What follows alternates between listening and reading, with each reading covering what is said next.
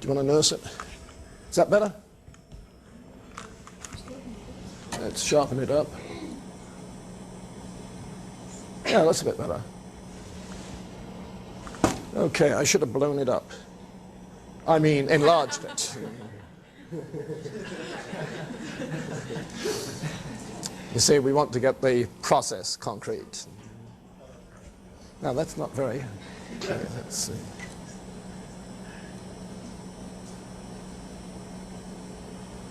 That's about it, I think.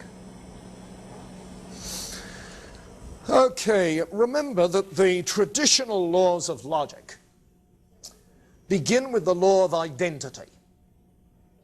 A equals A. In fact, maybe I should begin right there and swing over to the other one.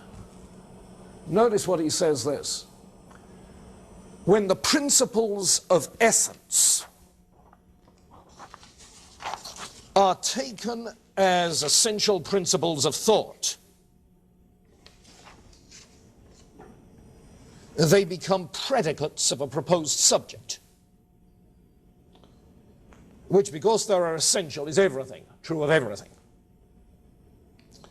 And the propositions thus arising have been stated as universal laws of thought. What propositions? Propositions that are principles of what it is to be, of essence, what is being. On your outline of logic, you notice that you start with being and then move to essence, what it is to be.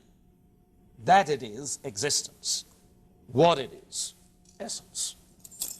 Incidentally, where did Sartre get his famous terminology for existence precedes essence? Hegel. You see, Sartre is using a Hegelian dialectic, as we'll see when we get to him. Okay, so the universal laws of thought. Thus, the first of them, the maxim of identity, reads, everything is identical with itself. A equals A. Negatively, law of non-contradiction, A cannot at the same time be A and not A. This maxim, instead of being a true law of thought, is nothing but a law of abstract understanding. Now, remember that I said that he regards the traditional laws of logic as true, but trivial. You'll say, trivial, why? Well, because he's not concerned with some proposition, static proposition, about a static reality, such that A equals A at every time. No. He's not concerned with such sheer abstractions from reality. Reality is process, the unfolding, meandering of thought. And in that process, nothing stays the same. Now, that doesn't violate the law of thought, which says A equals A at the same time. The trouble is, there's no same time tomorrow as yesterday. It's a different time. And so the law of identity may deal with abstract understanding, but not with concrete conceptualization of process, you see. So, come back to the other one. Identity is, in the first place, the repetition of what we had earlier as being, but has become, through supersession of its character of immediateness. Yes, if you look on the outline of the logic, you'll notice that within the quality, the logical quality affirming, remember quality in logic is affirmative or negative. You see, you start with being and then you move to the negative non-being. Okay, from the affirmative being to the negative non-being to the synthesis of the two, becoming. You see, am I the same as I was yesterday, identical or not? Yes. both the same and not. You see? Because I'm in a process of becoming. So then, identity is the repetition of what was being, now is becoming, because the immediateness of being that was has been superseded, supersession.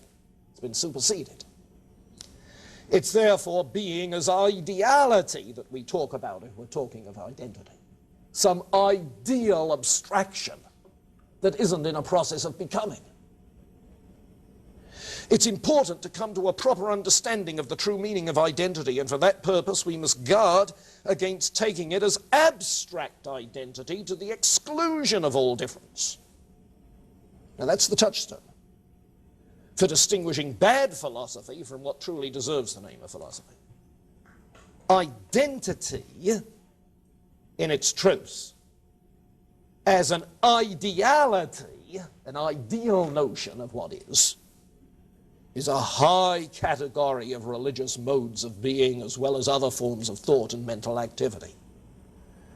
The true knowledge of God begins with knowing him as he is, identity, absolute identity, unchanging, you see. But does that apply to anything in time? Is there any such unchanging identity in time, in history? To know so much is to see that all the power and glory of the world sinks into nothing in God's presence, because he is who he is, unchanging identity.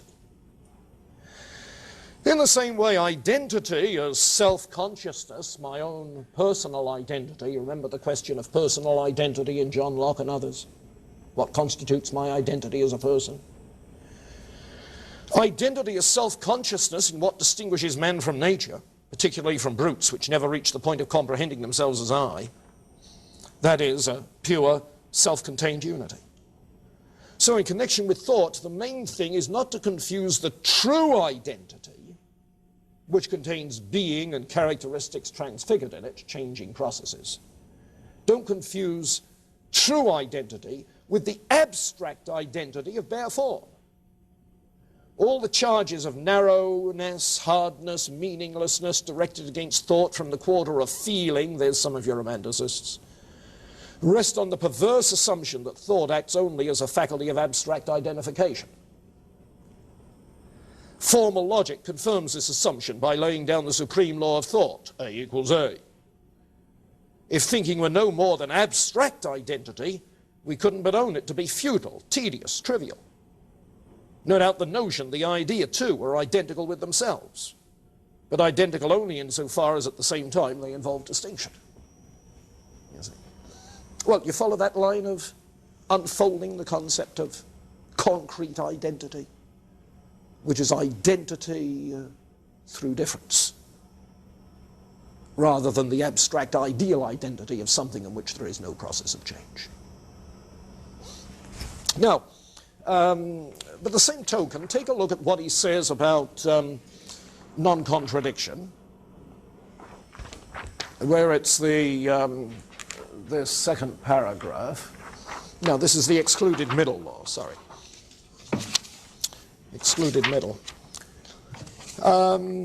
Instead of speaking of the maxim of excluded middle, remember, something is either A or non-A, there's no third alternative.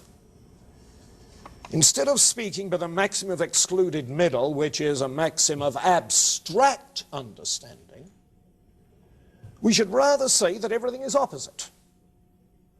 Neither in heaven and earth, neither in the world of mind or of nature, is there anything such as an abstract either-or, as that law of excluded middle maintains.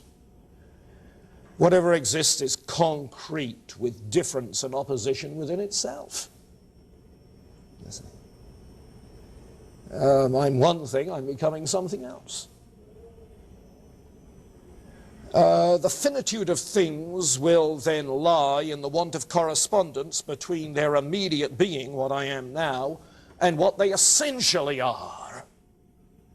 You see, I am not yet fully what I am in essence, in principle. We're all in process.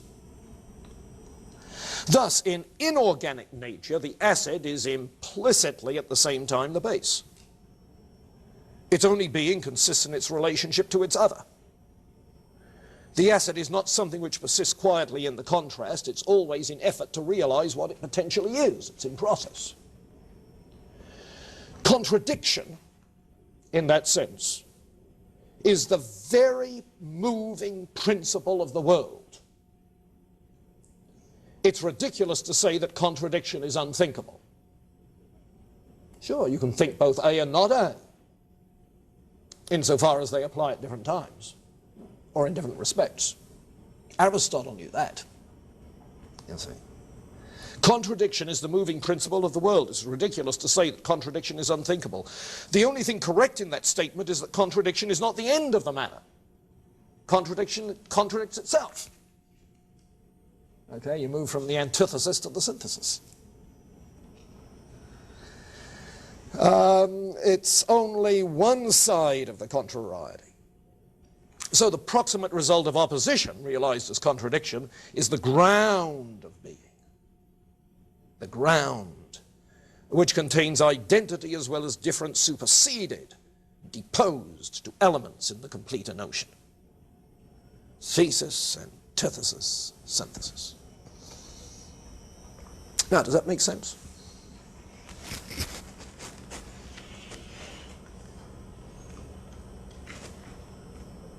See what he's saying? The traditional laws of logic, Aristotle himself qualified with the phrase "at the same time and in the same respect."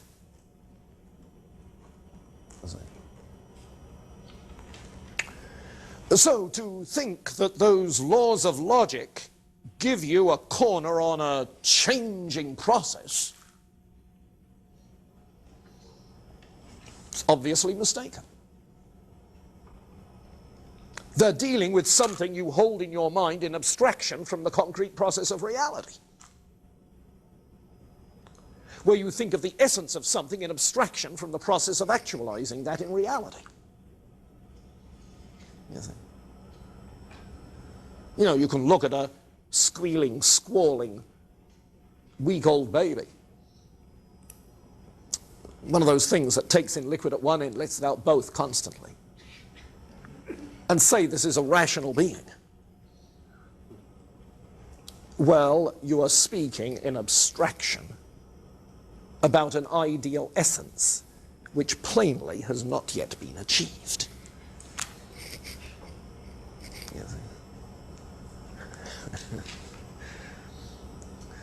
But obviously, also, inasmuch as there is that what Aristotle calls potency, potential, the process of actualization is going to be going on, is going on at an early stage, in which what it is now, in reality, is being negated by what it is becoming, namely toilet trained, to the parent's great relief. And that charming childhood, in antithesis to the babyhood, is somehow or other going to be itself transcended in a way that both contradicts and preserves what the youngster was in infancy and what it was in childhood.